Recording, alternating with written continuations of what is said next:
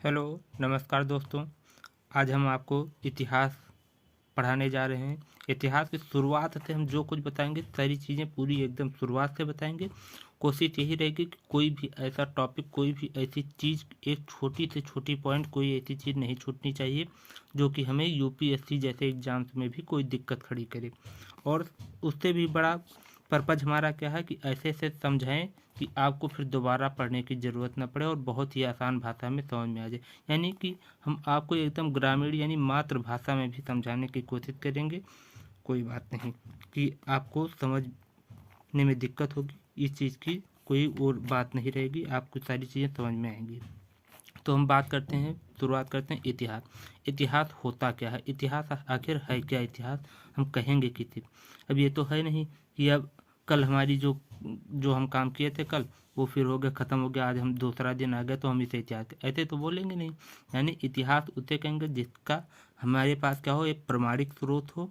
और क्या हो, प्रमाणिक स्रोत हो, उसके प्रमाणिक के साथ साथ कोई पुरातात्विक स्रोत भी होने चाहिए। यानी हमारी बीती हुई ऐसी कहानियाँ जिसके कोई प्रमाणिक या पुरातात्विक स्रोत हों, उन्हें हम क्या बोलेंगे, इतिहास। अब इतिहास समझ में आ गई तो आखिर ये इतिहास आया कहाँ, इसे लाया कौन। तो विश्व इतिहास के जनक माना जाता है हेरोडोटस को। हेरोडोटस हमारे क्या है, विश्व इतिहास के जनक। लेकिन जब बात आ जाती है यूपी पीसीएस या एमपी पीसीएस जैसे एग्जाम्स में, तब बात यहाँ भी ये भी सवाल भी मन में उठ जाता है क्वेश्चन बनाने वालों की कि बच्चे ये तो रट रखे हैं कि हाँ हेरोडोटस होते हैं विश्व इतिहास के पिता, सबको पता है। लेकिन भारतीय इतिहास के जनक यानी फादर ऑफ इंडियन हिस्ट्री किसे बोलेंगे, तो वो हैं मेगस्थनीज। मेगस्थनीज हमारे क्या है, भारतीय इतिहास के जनक कहलाएंगे। अब भारतीय इतिहास को कितने तीन भागों में बांटा गया, एक है प्रागैतिहासिक, फिर आद ऐतिहासिक और ऐतिहासिक यानी इतिहास। हम जो पढ़ रहे हैं हम किस काल में हैं, हम इतिहास वाले काल में आते हैं। क्योंकि हमारे जो प्राचीन इतिहास, हम हिस्ट्री यूपीएससी की तैयारी करते हैं तो तीन प्रकार के इतिहास पढ़ते हैं। एक पढ़ते हैं प्राचीन ancient history, medieval history and modern history. यानी प्राचीन इतिहास, मध्यकालीन इतिहास, आधुनिक इतिहास। लेकिन ये तीनों हमारे किसमें, ऐतिहासिक में आते हैं। इन्हें आद्य ऐतिहासिक प्रागैतिहासिक से इनका कोई संबंध नहीं है। प्रागैतिहासिक उन्हें कहते हैं कि जिसके पास हमारे क्या है, पुरातात्विक स्रोत तो तीनों के होंगे। इतिहास तभी कहलाएगा जब पुरातात्विक स्रोत होंगे। लेकिन अब हम बात करें प्रागैतिहासिक। प्रागैतिहासिक में लिखित स्रोत नहीं है। लिखित स्रोत यहाँ जब कुछ पता ही नहीं था, मानो कि शुरुआत थी, उसी को हम प्रागैतिहासिक कहेंगे। जब शुरू होगा तो क्या बकलोल ही होगा, यानी उसे कुछ पता थोड़ी ना रहेगा। हम क्या जाने कि लिखना पढ़ना, जब बच्चा पैदा होता है तो उसे थोड़ी ना पता होता है कि हमें ABCD लिखना पड़ेगा, बाद में इतिहास प्रागैतिहास पढ़ना पड़ेगा। सामान्य सी चीज़ें हैं। तो यानी उनके पास लिखित स्रोत नहीं थे, लेकिन पुरातात्विक स्रोत उनके पास थे। फिर बात आती है आद्य ऐतिहासिक। आद्य ऐतिहासिक पुरातात्विक तो होंगे, इनके पास लिखित स्रोत थे लेकिन इन्हें हम पढ़ नहीं सके। जैसे सिंधु सभ्यता। सिंधु सभ्यता के बारे में जानकारी है, इसके लिखित स्रोत भी हैं, लेकिन आज तक हमने इनके लिखित स्रोत को पढ़ नहीं सके हैं। उसके बाद में आता है इतिहास। इतिहास के तो हमारे पास लिखित स्रोत भी हैं और इसे हम क्या है, पढ़ भी सके हैं।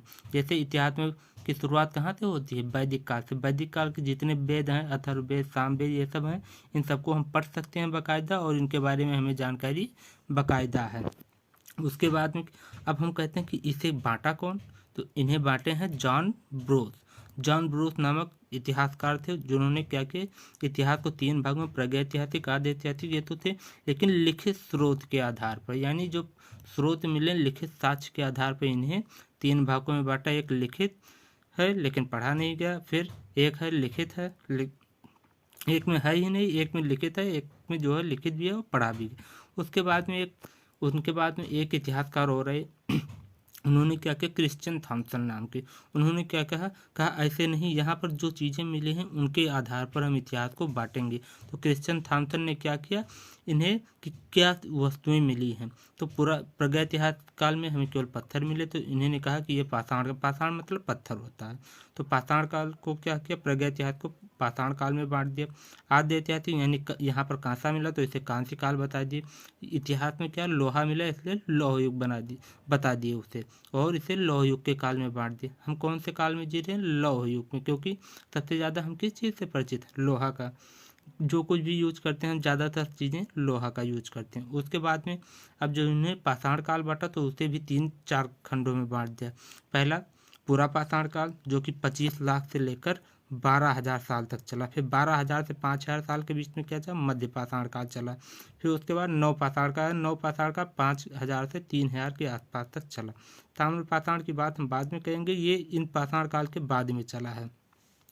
फिर आ जाते हैं कि हाँ मानव, ये तो चीज़ पता, लेकिन मानव की शुरुआत कहाँ, तो मानव की शुरुआत हुई थी अफ्रीका महाद्वीप से।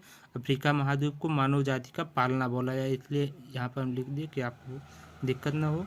आप बोलेंगे तो हम आपको PDF भी उपलब्ध करा देंगे इस चीज़ का, सारे नोट्स का। सारे सब्जेक्ट के नोट हैं, अगर आप कहेंगे सारे सब्जेक्ट के नोट आपको उपलब्ध करा दिए जाएंगे। फिर लेकिन अफ्रीका में मानव की उत्पत्ति तो हो गई, लेकिन मानव का पालना कहाँ हुआ, तो मानव आकर पला कहाँ पर है, भारतीय जमीन पर। भारतीय जमीन कहाँ, एशिया। इसलिए मानव सभ्यता का पालना किसे बोला जाता है, एशिया को मानव सभ्यता का पालना बोला जाता है। अब जब हम पाषाण काल की बात करते हैं तो पाषाण काल को भी हमने कितना 3 काल भाग में बांटा, पूरा पाषाण काल, मध्य पाषाण काल और नव पाषाण काल।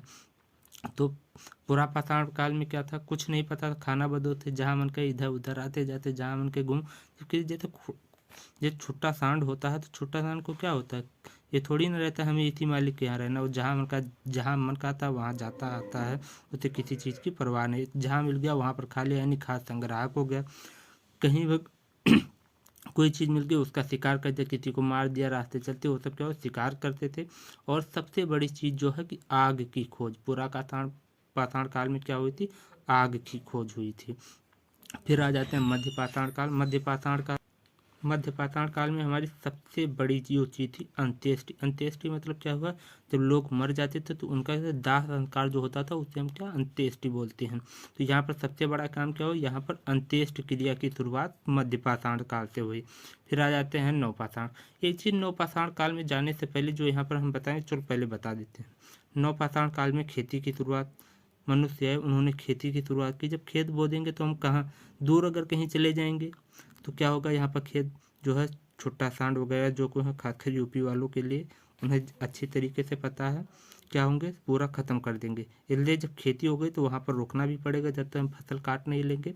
फिर क्या हुआ, आवास की व्यवस्था शुरू हुई, यानी नवपाषाण खेती हुई तो आवास हुई। तो हम रहने लगे तो कोई पशुपालन भी, कोई पशु वगैरह भी पाल लेंगे कि भाई चलो कुछ काम और भी चलता रहे, क्योंकि कृषि तो क्या है हमारी मौसमी है। तो उन्हें क्या किया, पशुपालन का काम शुरू किया, यानी कुत्ता पालने। सबसे पहला पशु कौन सा पाला, कुत्ता। फिर उसके बाद जब हमारे पास अनाज होंगे तो उन्हें रखने के लिए भी कोई जगह चाहिए, यानी कि कोई बर्तन चाहिए, यानी मृदभांड। मृदभांड मतलब होता है मिट्टी का बर्तन, मृदभांड मतलब मिट्टी का बर्तन। तो उन्होंने क्या किया, मिट्टी के बर्तन से घड़ा वगैरह बना लिया, जिससे हम जो अनाज उपजे।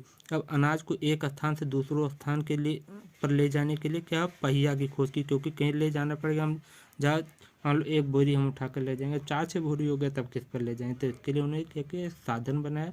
इसके लिए उन्हें क्या किया, पहिया की खोज की। यहाँ पर अब एक मेन क्वेश्चन इसमें आ जाता है कि मनुष्य क्या, होमोसेपियंस, हम लोग क्या हैं, होमोसेपियंस। यानी होमोसेपियंस सबसे पहले कहाँ पाए गए, नवपाषाण काल में होमोसेपियंस पाए गए थे सबसे पहले। और यहाँ पर लाशों का एक ढेर भी मिला था, इसलिए सबसे ये चीज़ याद रखना, खासकर पीसीएस वगैरह एग्जाम में पूछे जाते हैं कि लाशों का ढेर कहाँ मिला था। अब हम आ जाते हैं पशुपालन। हमने बताया कि पशुपालन नवपाषाण काल में, लेकिन तत्काल तो शुरू नहीं हो जाएगा, इसलिए कुछ साक्ष्य के पशुपालन के साक्ष्य क्या हैं, मध्य पाषाण काल में भी मिले हैं, लेकिन मध्य पाषाण काल में ये व्यवस्थित नहीं थे, नवपाषाण काल में क्या थे, व्यवस्थित थे। इसलिए और कहाँ मिले हैं मध्य पाषाण काल में अगर एग्जाम है तो आदमगढ़ उत्तर प्रदेश में, बागौर राजस्थान और सराय बहादुरगढ़ है, पूरी तरीके सराय बहादुरगढ़ ये भी उत्तर प्रदेश में है। अब हम आ जाते हैं खेती के बारे में। तो खेती, सबसे पहले खेती पूछी जाती है तो बात आ जाती है मेहरगढ़, जो पाकिस्तान के सुलेमाना और किरथर पहाड़ियों के बीच में स्थित है। तो मेहरगढ़ में क्या होता है, सबसे पहले खेती हुई थी 7,000 से 8,000 के बीच में, मुख्यतः 7,000 लिखा रहेगा आपको। किस चीज़ खेती की गई थी, गेहूं और जौ की। लेकिन एक नवीन खोज हुई, यानी एक जल्दी में खोज हुई, अभी 2-4 साल के 2016 में लगभग खोज हुई। तो उसमें पता था लहुरा देव, जो इलाहाबाद के पास प्रतापगढ़ के नज़दीक में पड़ता है, कि लहुरा देव में क्या है, चावल के साक्ष्य मिले। ये चावल के साक्ष्य मिले 8,000 साल पुराने, यानी क्या है, ये 8000 ईस्वी के साक्ष्य हैं। तो इसलिए हम कह सकते हैं कि सबसे प्राचीनतम साक्ष्य क्या होगा, लौरा देव होगा। फिर चावल, लौरा देव के पहले चावल कहाँ मिला, कोल्डीवा उत्तर प्रदेश में, ये भी इलाहाबाद के पास में है। फिर एक चीज़, कुछ मुख्य चीज़ें क्या क्या मिलती, मानव की खोपड़ी आपको मिलती पल्लावरम, तमिलनाडु का क्षेत्र है, मद्रास के पास में पल्लावरम पड़ता है, वहीं पर क्या है मानव की खोपड़ी यानी कि मानव की अस्थि, सबसे पहले मानव की अस्थि मिली थी।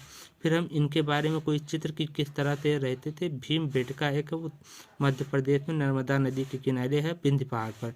तो वहाँ पर क्या है गुफा चित्र, यानी सबसे पहले गुफा में जब छुप जाते थे तो वहीं क्या करते, जब कुछ काम नहीं रहेगा तो कुछ खुरचालेंगे, तो उसी को क्या उन्होंने चित्र बना दिया। फिर सबसे पहले हम जब जाएंगे तो वहाँ ऊपर जाएंगे तो कश्मीर में हमें एक बुर्ज होम मिला था। एक बुर्ज होम में गर्त आवास, यानी क्या होता है जब ठंडी वगैरह लगती है ज़मीन को खोद देते, ज़मीन खोद कर उसी में रहते थे, तो उन्हें हम क्या कर गर्त आवास, जो कि हमें कहाँ मिला था, जम्मू कश्मीर में मिला था। अब हम कुछ बात कर सकते हैं इन सब चीज़ें मिली कहाँ, रखी कहाँ, हम देखेंगे कहाँ। तो इसे देखने के विश्व पुरातात्विक संग्रहालय है कोपेनहेगन डेनमार्क में। लेकिन जब विश्व का तो हमें पता है, लेकिन भारत के बारे में बोले तो भारत में भी मानव संग्रहालय नाम का एक पुरातात्विक संग्रहालय है, जो कि मध्य प्रदेश के भोपाल में पड़ता है, जिसे अभी जल्दी में नाम बदलकर इंदिरा गांधी मानव संग्रहालय कर दिया गया है। और विश्व पुरातात्विक के अब जनक अगर पूछ लिया जाए तो जॉन ब्रूथ होंगे। जॉन ब्रूथ ने विश्व पुरातात्विक स्रोतों का क्या है जनक माने जाए, वो भारत में कनिंघम को, क्योंकि सबसे पहले खुदाई कनिंघम ने ही की थी। ये लोग क्या होते हैं भूगर्भ वैज्ञानिक, ऐसे थोड़ी ना कि ऊपर से कोई सामान मिल गया बता दिए इतिहास का है या प्रगत इतिहास का है, आद्य इतिहास का, ये सब नहीं। सबसे पहले हम जमीन के अंदर जो चीज़ें मिली उन्हीं का अध्ययन करते हैं, इसलिए ये लोग क्या है भूगर्भ वैज्ञानिक भी इसके साथ में हैं। थोड़ी सी चीज़ और बची है कि पशुपालन के बारे में। पशुपालन हमने बताया कि मध्य पाषाण काल में भी इसके अवशेष मिले थे, कहाँ आदमगढ़, हमने बताया आदमगढ़, बागौर और सरायगढ़ में मिला था। हमने तो गलती से काट दिया, आप सही कर लेंगे, मिला था। लेकिन सुव्यवस्थित पशुपालन क्या मिला था, नवपाषाण काल में मिला था, किसका, कुत्ता का पालना किया था। अब हम अगर खेती पर आ जाते हैं तो सबसे पहले कृषि के साथ तो हम बता दें कि लौरा देव है तत्कालीन के रूप में, लेकिन अपुल्य पर्टिकुलर किसी अनाज के बारे में पूछ लिया तो हम क्या था, जौ की खोज कहाँ हुई थी, ईरान में हुई थी। ईरान में जौ की खोज ईरान में। गेहूं की खोज कहाँ, मेहरगढ़ पाकिस्तान में है। यहाँ पे ये मेहरगढ़ ऐसी जगह जहाँ पर सारे इतिहास के आद्य इतिहास, प्रागैतिहास और इतिहास तीनों काल के जो है साक्ष्य हमें मेहरगढ़ से मिलेंगे। यहीं पर सबसे पहले व्यवस्थित जीवन की शुरुआत हुई थी, इसलिए बहुत ही महत्वपूर्ण शहर है, इसे हम याद रखेंगे। चावल की खोज कोल्डीवा में हुई थी, उत्तर प्रदेश के इलाहाबाद के पास में है, आप देख सकते हैं। यहीं पर लौरा देव भी इसी के आसपास में 10-20 किलोमीटर के अंतराल पर होगा। यहाँ पर सबसे प्राचीनतम कृषि के साक्ष्य मिले, क्या साक्ष्य मिले थे, चावल की धान की भूसी मिली थी, यानी धान है तो इसका मतलब चावल रहा होगा। तो वो कब मिला था, 8000 साल पुराना बताया गया। क्या 8 के मतलब 1000 होता है, आप यूट्यूब वगैरह पर देखते ही होंगे। फिर यहाँ पर एक चीज़ है गेरू वर्णीय मृदभांड, ये यूपी पीसीएस के एग्जाम में आया था। गेरू वर्णीय मृदभांड है क्या, ये किस कलर का, जब आदमी के पास कोई कलर नहीं तो क्या मिट्टी वगैरह ईंटा वगैरह रगड़ देंगे तो गेरुआ कलर हो जाता है, गाय वाय की सींग उंग पर लगाते हैं ना, ठीक। तो वही क्या गेरू का, तो उसे गेरू वर्णीय मतलब कलर, और मृदभांड मतलब क्या मिट्टी के बर्तन। तो गेरुआ रंग के जो मिट्टी के बर्तन मिले उन्हें हम क्या गेरू वर्णीय मृदभांड कहेंगे। ये हस्तिनापुर आज के हरियाणा में पड़ता है, वहाँ पर मिले थे नवपाषाण काल में।